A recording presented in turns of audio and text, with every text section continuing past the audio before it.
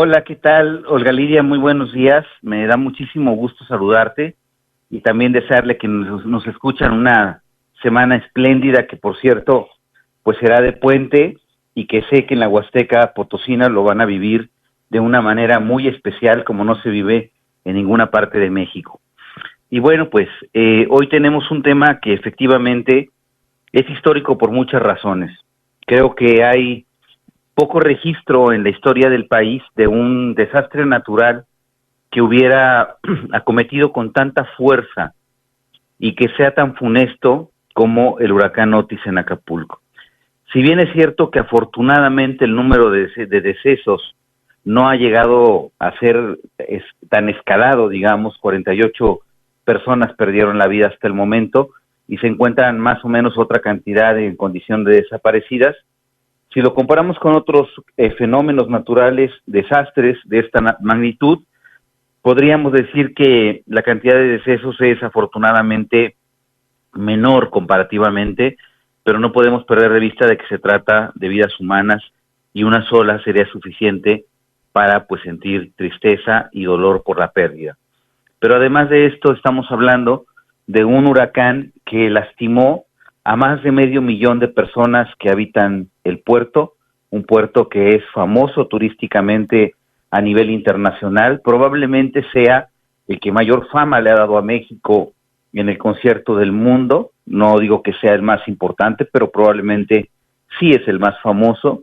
y que ha reflejado también, me parece, muchos vacíos institucionales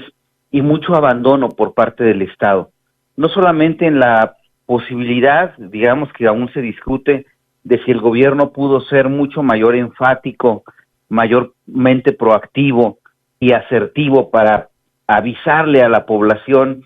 que la información que se disponía permitía saber que el huracán iba rápidamente a incrementar sus niveles de daño, ¿no? Iba a llegar al grado 5 y que pues se podrían haber tomado algunas medidas preventivas de evacuación, etcétera, pero más allá de eso que digamos se discute si habría o no condiciones de tiempo para poder hacerlo. La verdad de las cosas es que una vez que ha ocurrido el desastre, el manejo de la crisis y el control de daños que ha hecho el gobierno de López Obrador me parece francamente desafortunado. Desde el primer momento en que el presidente trata de ir a socorrer a las personas, digamos, tardando muchas horas en reaccionar, estancándose en el fango y en el lodo, usando un jeep militar para tratar de resolverlo y volviendo a estancarse en el lodo, que ha, digamos, centralizado a través del Ejército y Guardia Nacional la llegada de los víveres, de las mercancías, del agua, de los no perecederos que está mandando la sociedad civil, que está respondiendo de forma solidaria, pero que existe y es real y se está documentando una política del gobierno federal de centralizar y monopolizar las ayudas que está mandando la sociedad civil y que están haciendo más ineficiente ese procedimiento. También estamos hablando de un despliegue insuficiente tanto de elementos de Guardia Nacional como del Ejército y la Marina en una zona que probablemente empiece a vivir sus horas más difíciles en los próximos días, porque la rapiña, el saqueo, la delincuencia, el asedio de grupos delictivos que ya operaban en esa región y tenían a Acapulco sometido a una inclemente política de costo criminal, donde a los negocios y hoteles y digamos prestadores de servicios se les imponían cuotas por parte de la delincuencia, pues ahora estos grupos probablemente también vayan a aprovechar estas condiciones de ausencia de autoridad para operar ante una población que ya está muy castigada porque no tiene en muchas situaciones ni agua potable, ni energía eléctrica, ni forma de comunicarse. En general, digamos, yo sintetizaría diciendo hoy que probablemente le ha llegado la hora de la verdad a López Obrador. Acapulco será uno de los retos más grandes que le toca enfrentar en el sexenio, en un momento muy complicado, el último año de gobierno, en una coyuntura muy particularmente compleja que es la situación electoral, que ya estamos por arrancar las campañas el próximo año, pero que en realidad nunca las hemos dejado de ver,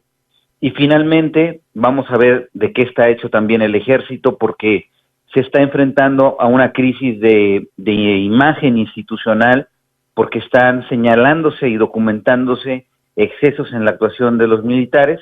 en una situación que en la que me parece hoy como nunca el gobierno debe mostrar rostro humano, los militares deben ser solidarios y no se necesita este ejército armado, sino al ejército de antes, al de palas, picos, que hacía obras de reconstrucción, el plan de N3 que se implemente eficazmente, y a un presidente sobre todo que sea más empático, más humano, más solidario, y que esté permanentemente presente con cierta frecuencia en la zona del desastre. Así es, querida Olga Lidia, que López Obrador termine siendo un presidente que resuelva y no un damnificado más del huracán Otis. Ya lo veremos en 2024. Disfruten mucho Chantolo, acá lo tuvimos de pruebita un fin de semana, estuvieron por acá, Chantolo en la ciudad, en la capital, es precioso, todo el sincretismo cultural de dos de nuestras tradiciones más hermosas, ¿no? Y que dicen algo muy breve pero muy muy poderoso, lo que se llama nunca muere, y que disfruten mucho ustedes por allá también toda esta festividad a la que ustedes le han dado desde la Huasteca Potosina un toque particular que se conoce hoy en México y en todo el mundo. Muy buen día, hasta la próxima semana.